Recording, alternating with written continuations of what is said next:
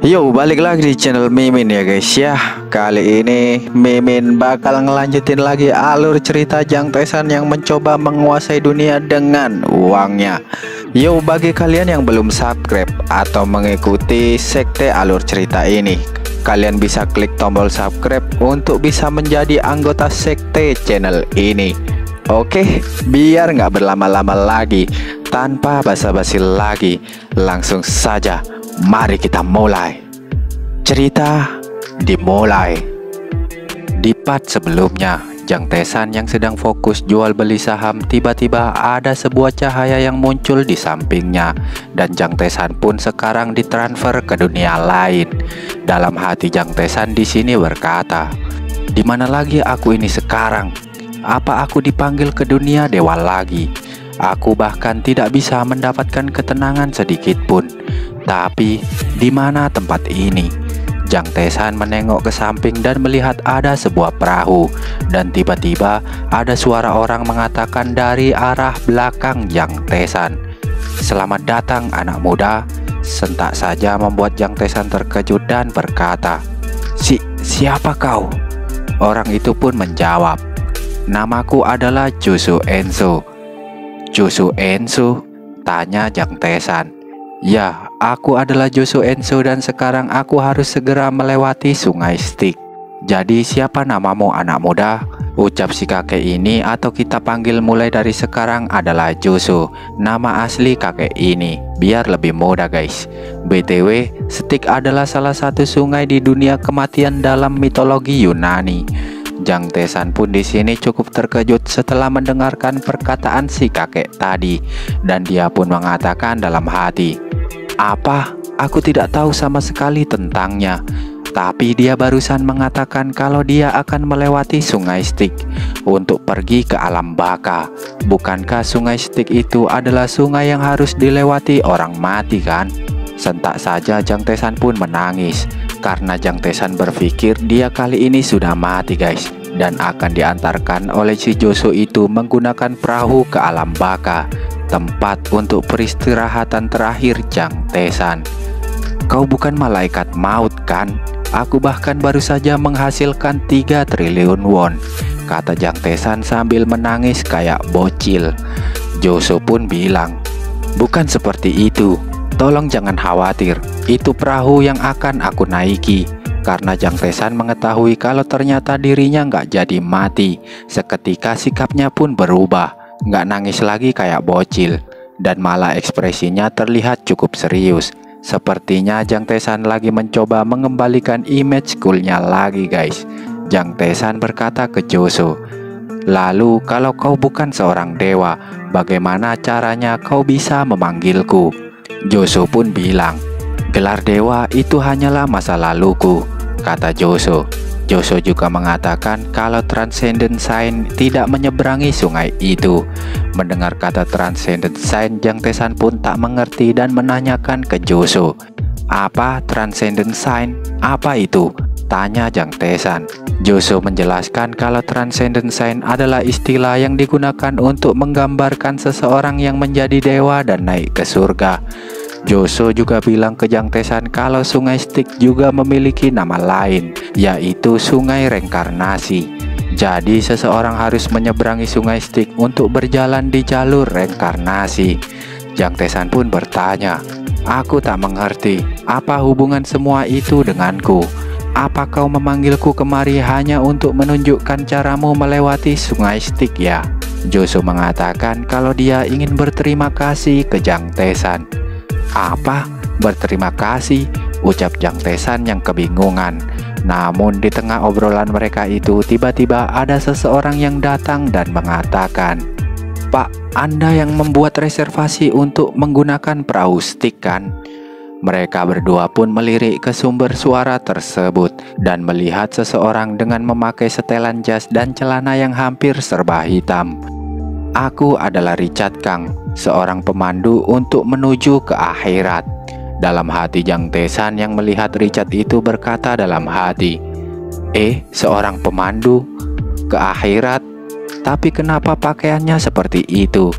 Richard pun mengatakan, Sudah lama sejak aku terakhir kali datang ke pelabuhan lama, kata si Richard sambil menunggu si Joshua untuk mengantarkannya menuju ke akhirat.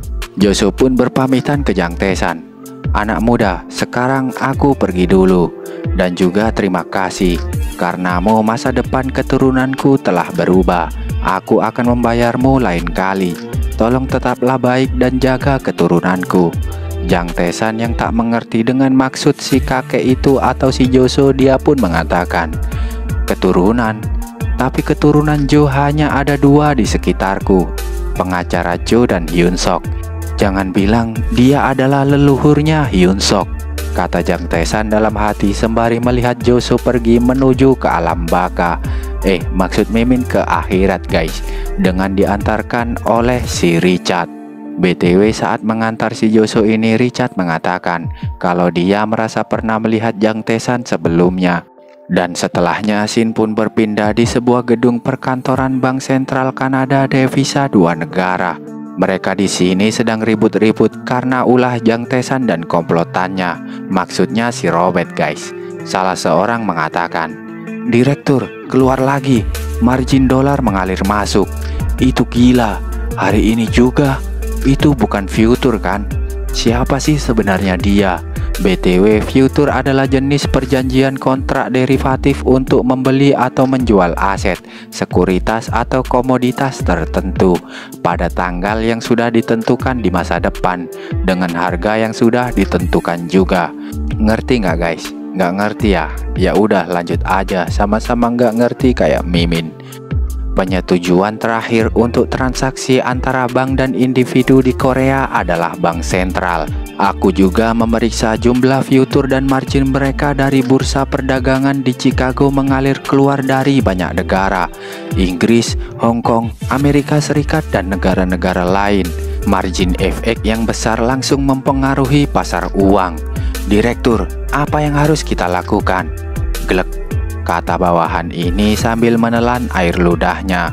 Si direktur yang sebenarnya juga panik, ia pun berteriak dan mengatakan ke bawahannya itu, kau masih bertanya apa yang harus kita lakukan, ha? Sudah jelas kita harus menyelamatkan diri, tolol. Kalau terus seperti ini kita akan mati, ucap si direktur yang sebenarnya sangat panik. Tidak seperti future market, dealer mengalir keluar secara real time. Para pegawai sekarang akhirnya sibuk untuk mempertahankan perusahaan mereka dan berkata dalam benak mereka, ini tidak mungkin terjadi. Kemudian Shin pun berpindah. Di sini kita diperlihatkan poster Barack Obama dan ternyata si Robert sedang melihat poster itu. Si Robert pun mengatakan dalam hati, ini dibuat dengan sangat baik. Aku ingin tahu apa pilihan bos selanjutnya ya. Hahaha. Dan Robert pun mulai menelpon si bosnya. Kalian udah tau lah siapa bosnya si Robert ini. Yup, bener banget, Jang Tae-san guys. Jang Tae-san yang ditelepon si Robert mengatakan, Robert, gimana kabarmu? Robert menjawab, iya, baik bos. Jang Tae-san menanyakan, tapi ngomong-ngomong, apa kamu sudah mengamankan dealer yang tersedia? BTW, dealer adalah orang perseorangan atau perusahaan yang bertindak sebagai pihak utama dalam pembelian atau penjualan sekuritas. Gimana? Paham nggak guys? Atau masih nggak ngerti sekuritas itu apa? Kayaknya udah pernah Mimin jelasin deh di part-part sebelumnya. Tapi kalau masih nggak ngerti juga, kalian googling aja sendiri deh. Soalnya Mimin udah pusing banget cuy, dan nggak ngerti juga. Hahaha. Oke, lanjut ya. Robert pun ngejawab, ya, aku sudah mengamankannya. Aku di lobi sekarang, jadi mereka dapat melihatku. Itu semua berkatmu bos. Jang Tae-san bilang, terima kasih Robert. Aku bisa merasa nyaman akhir-akhir ini karenamu. Robert pun merasa senang dan menjawab, tidak apa-apa bos. Aku malah berterima kasih karena Anda telah mempercayaiku. Jang Tae-san bilang ke si Robert, kalau begitu, aku akan mengirimkan pernyataan investasi setiap hari. Biarkan dealer itu terus maju. Robert menjawab, baiklah, aku akan memeriksanya dan segera mengurusnya. Kalau begitu, bekerja keraslah Robert. Sampai jumpa saat liburan musim dingin nanti. Robert yang tak mengerti maksud Jang Tae-san barusan, dia pun menanyakan, "Maaf, liburan musim dingin?" Jang Tae-san pun mengatakan, "Hahaha, maaf, itu hanyalah lelucon. Ngomong-ngomong, apa politiknya berjalan dengan baik?" tanya Jang Tae-san. Robert pun memberitahukan, "Ya, aku bertindak sesuai arahanmu, bos." Jang Tae-san bilang, "Tolong beri mereka perhatian khusus, Robert." Robert menjawab, "Baik, aku akan melakukan yang terbaik, bos." "Ya sudah, kalau gitu sampai jumpa di Hong Kong pada bulan Desember," ucap Jang Tae-san di telepon. "Baik, bos," balas si Robert, kemudian telepon pun ditutup. Dalam hati si Robert setelah menelpon Jang Tae-san itu, dia pun mengatakan, "Kenapa aku selalu gugup ketika berbicara dengannya ya?" kata Robert dalam hati. Lalu tak selang lama kemudian Robert pun melihat ke komputernya. Di sana ada pernyataan investasi yang diberikan oleh Jang Tae-san sebesar 20 miliar dolar.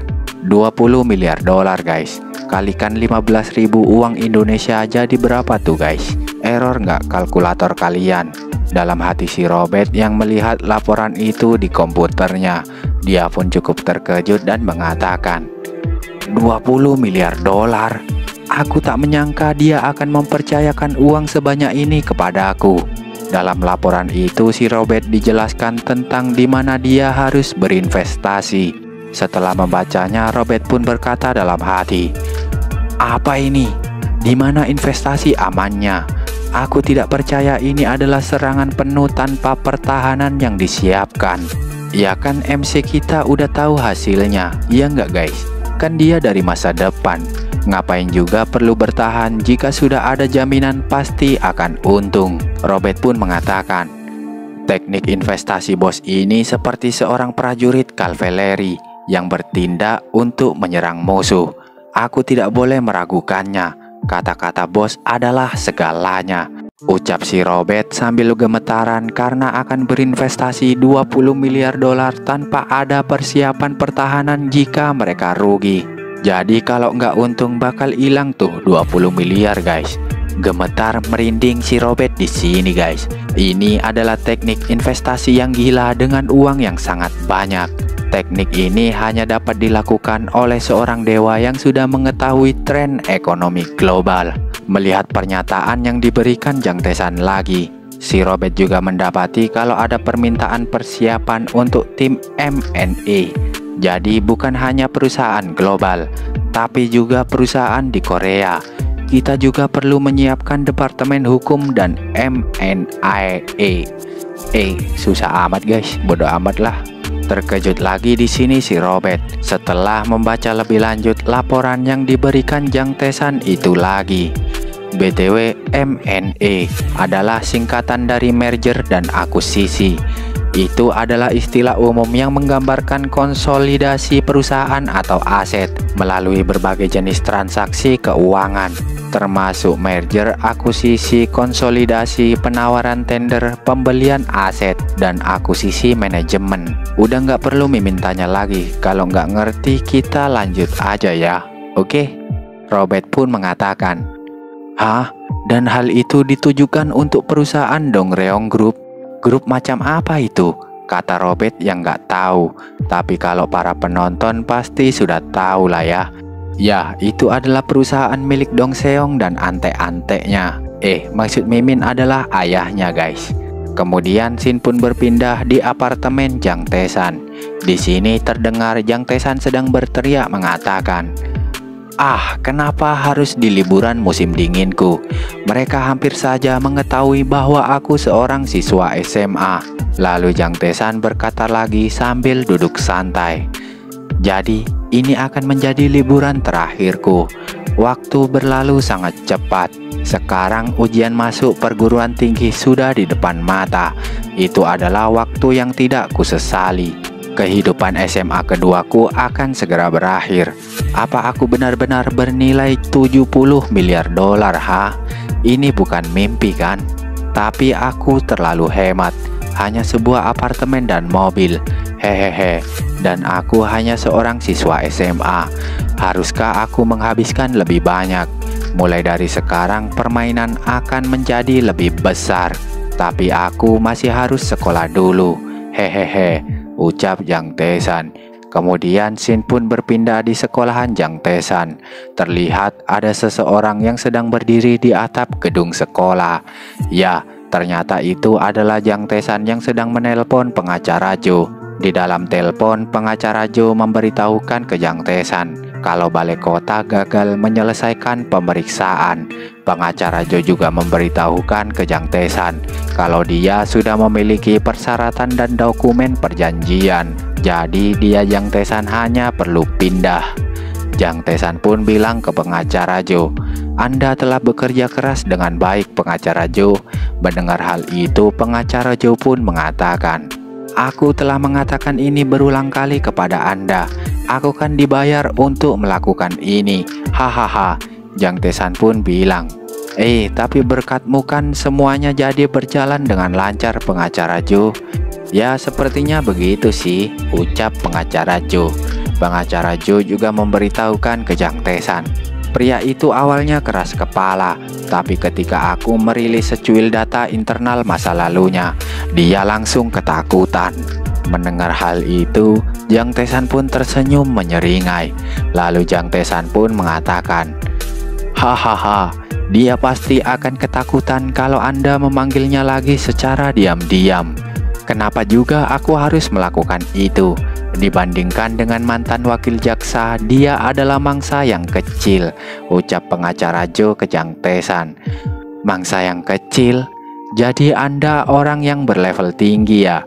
kata Jang Tae-san. Lalu Jang Tae-san pun berpikir untuk mengambil alih saham di firma hukum. Dan Jang Tae-san pun menanyakan ke pengacara Jo, "Pengacara Jo, aku berpikir untuk mengambil alih saham di firma hukum. Apakah itu memungkinkan?" Pengacara Jo pun cukup terkejut. "Apa? Mengambil alih saham di firma hukum?" "Ya, jika itu berhasil, setiap kali ada pekerjaan aku akan membayar untuk itu, karena aku suka melakukannya dengan bersih. Jadi, apakah memungkinkan untuk mengambil alih saham di firma hukum?" Pengacara Jo pun bilang, "Tidak ada yang tidak mungkin kalau Anda punya uang. Jadi berapa banyak yang Anda butuhkan?" tanya pengacara Jo. Jang Tae-san mengatakan, "Ya, sekitar 30%. 30%? Karena ini adalah firma hukum, tentu saja mungkin," ucap pengacara Jo ke Jang Tae-san. Pengacara Jo juga bilang ke Jang Tae-san, "Jika sebanyak itu seperti saham pribadi CEO. Apa Anda juga tertarik menjadi CEO di firma hukum?" Jang Tae-san pun hanya tersenyum mendengarnya, lalu berkata ke pengacara Jo, "Hahaha, pengacara Jo, mulailah bergerak." "Apa? Aku yang bergerak?" tanya pengacara Jo. Jang Tae-san mengatakan, "Ya, jadi berapa harganya kalau 30%? Pengacara Jo menjelaskan, "Sambu adalah salah satu dari 3 firma hukum teratas di Korea, jadi itu tidaklah murah." Jang Tae-san mengatakan, "Apa 100 miliar cukup?" Mendengar itu dalam telepon, pengacara Jo pun terkejut. "Apa? 100 miliar? Apa Anda bercanda?" Dengan santainya Jang Tae-san mengatakan, "Kalau Anda tidak percaya, Anda dapat mempercayai saldo di rekening bankku." Setelah Jang Tae-san mengatakan itu, tiba-tiba saja pengacara Jo pun bersemangat. Lalu dia pun mengatakan, "CEO Jang, haruskah aku mulai benar-benar bergerak?" Mendengar itu, Jang Tae-san pun tertawa, lalu mengatakan, "Hahaha, ya tentu saja. Anda bisa mulai bergerak dari sekarang." Kemudian telepon pun ditutup. Setelah menutup telepon tersebut, dalam hati Jang Tae-san mengatakan, "Kalau 100 miliar, Sambo pasti ingin mencicipinya kan?" ucap Jang Tae-san sambil menutup teleponnya. Namun tak selang lama, tiba-tiba saja ada nomor telepon yang tak dikenal menelpon Jang Tae-san. Saat Jang Tae-san mengangkat telepon tersebut, ternyata itu adalah suara seorang wanita. Di dalam telepon, wanita itu pun berkata ke Jang Tae-san, "Opa, ini aku," ucap wanita tersebut ke Jang Tae-san di dalam telepon. Sebenarnya siapa wanita itu? Seakan-akan wanita itu sudah mengenal Jang Taesan sejak lama dan membuat Jang Taesan cukup terkejut hanya karena mendengarkan suaranya. Apakah itu selingkuhan Jang Taesan? Yang gak kita ketahui. Kalau kalian penasaran, jangan lupa tetap saksikan kelanjutannya hanya di channel Mimin ini ya guys ya. Dan setelahnya cerita pun bersambung.